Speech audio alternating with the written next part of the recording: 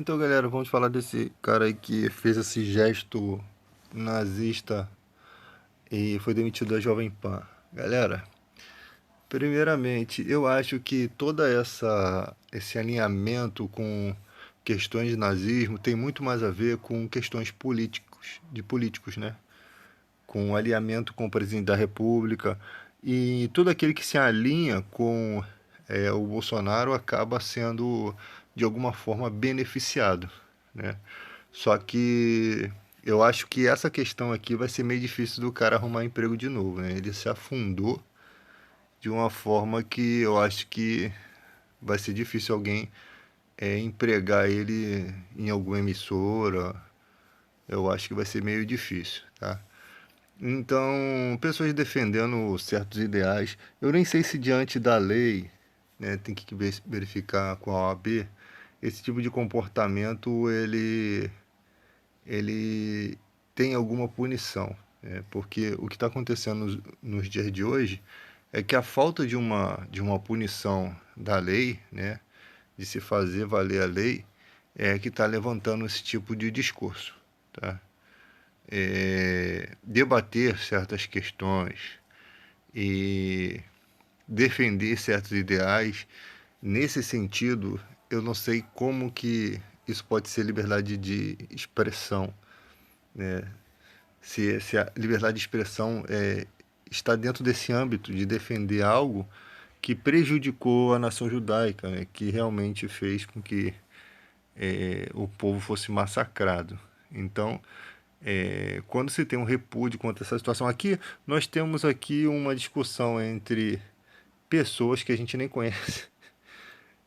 Eu acho que essas discussões são meio esquisitas porque não há pessoas especialistas no assunto para se debater questões. Você tem que pegar pessoas especialistas no assunto para se debater uma questão, tá? Agora, você fazer um apoio de deboche, ou aqui parece ser. É lógico que aquela mãozinha levantada dele foi com o objetivo de fazer uma saudação referente ao nazismo, porque o assunto era esse e ele nunca fez uma saudação assim.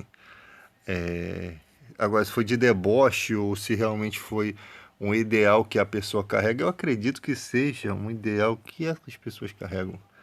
É muita loucura, né? Mas se foi um objeto de deboche, também tem que ser esclarecido. Mas é muito feio isso daí, tá? Você pode debater certos assuntos, questionar o comunismo sem apoiar o nazismo, tá? Você pode fazer uma comparação. Aqui o erro dele não foi fazer uma comparação, foi exatamente mergulhar na bosta de tudo. Foi exatamente fazer a comparação e se identificar praticamente como um nazista, tá? Como se fosse uma disputa. Então, para mim, todos esses alinhamentos, né? é, Isso eu tiro esse elemento político que eu falo com que apoiam o Bolsonaro, as ideologias do Bolsonaro, para ser. Eu tiro esse pensamento das perseguições que estavam acontecendo aqueles youtubers que se posicionavam contra o Bolsonaro, onde estavam fazendo levantamentos da vida dessas pessoas, praticamente uma ditadura, tentando intimidar essas pessoas. É lógico que um governo tem condições de intimidar. Está na mão dele a Polícia Federal, o Exército. Para fazer alguma coisa de errado, com certeza é muito fácil para quem está no governo. Então, vendo desse ponto de vista que se persegue adversários políticos, também deve-se financiar pessoas que se aliam politicamente, pessoas que têm voz nas redes sociais, né?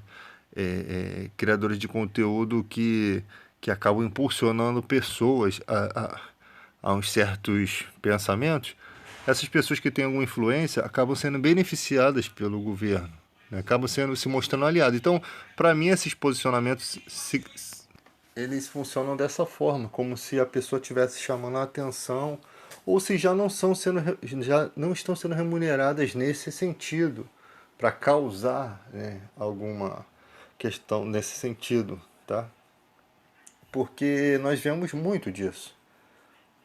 E você não vê o governo perseguindo esse tipo de pessoa, e mesmo tendo leis para isso. Então tudo é fruto de...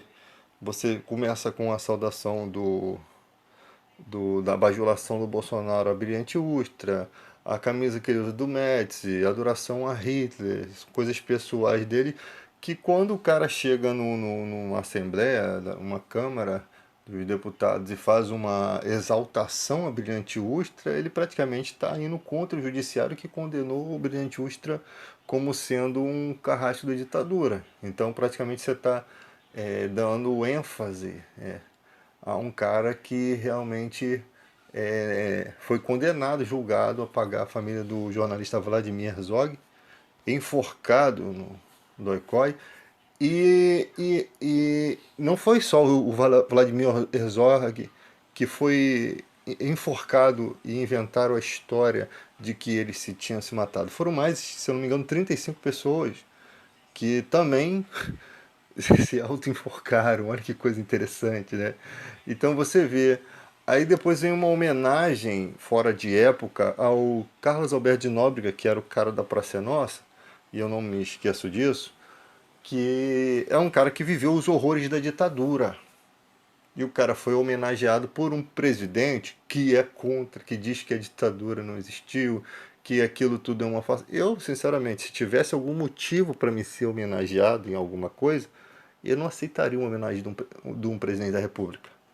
Eu sei que às vezes as pessoas ficam numa sinuca de bico, né? Um presidente está te chamando, você pode negar um convite, vai ficar ruim, mas sinceramente, eu não iria.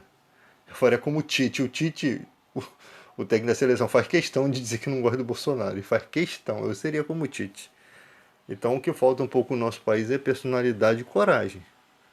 Porque é um momento que se exige isso. Você vê o Carlos Amorim, né?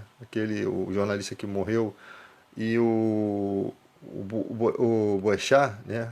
Ricardo Boechat, eles fizeram um posicionamento num momento, né, que eu achei até estranho morrer dois âncoras de TV no mesmo ano, mas eles fizeram um posicionamento contra o governo, sendo que os patrões deles, as emissoras deles, se posicionavam de forma diferente, eram a favores do presidente e aceitaram suas punições.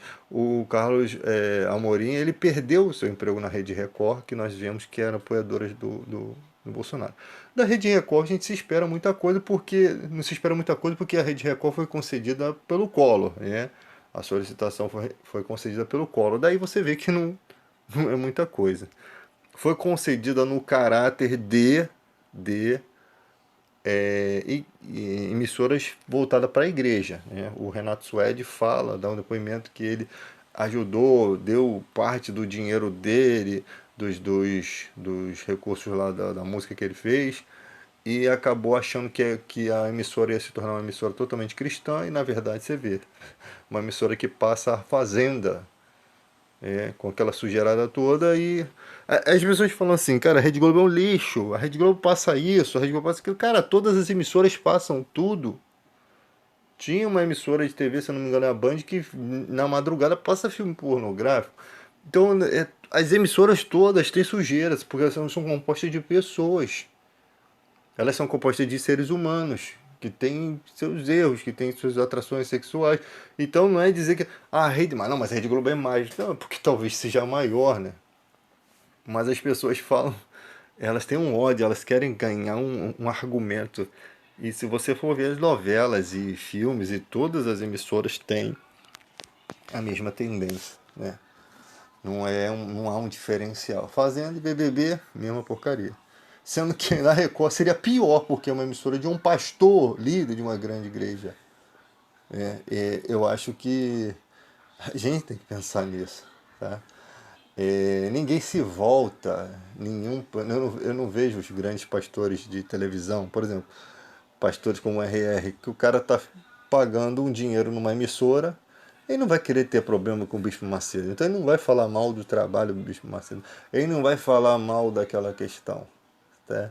Ele vai fazer o dele aqui, por quê? Porque aquilo ali vai dar prejuízo a ele. Então, o Bicho Macedo liga para aquela emissora, compra ela, prejudica, aumenta. Não, agora a partir de agora era 5 milhões, agora é 10. Dificulta. Foi o que ele fez com o Valdomiro. Então, lutar contra o que tem poder é muito difícil. Tá? Então é isso, galera. Essa questão aí. O cara faz uma saudação, já não é o primeiro ridículo que faz isso. Já teve outro lá do Terninho, né? Que fez uma saudação na cara de pau. E o outro foi. O outro tinha cargo público, né? Tinha cargo na política e acabou sendo afastado e tal. Pagou as consequências, né? Há consequências, tá? Há consequências pela ignorância. Tá? Muitos já se afundaram por conta de uma palavra, muitos já se afundaram por conta de uma atitude.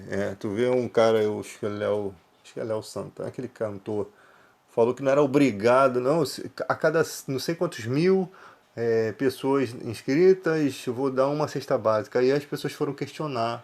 Pô, uma cesta básica, pô, por 100 mil inscritos, poderia dar mais. Não sou obrigado. Isso fica muito feio, cara. O choro do Rodrigo Faro, lá na época que o Gugu morreu, eu não sei nem se aquilo é verdade ou se foi uma montagem e tal, fica muito feio.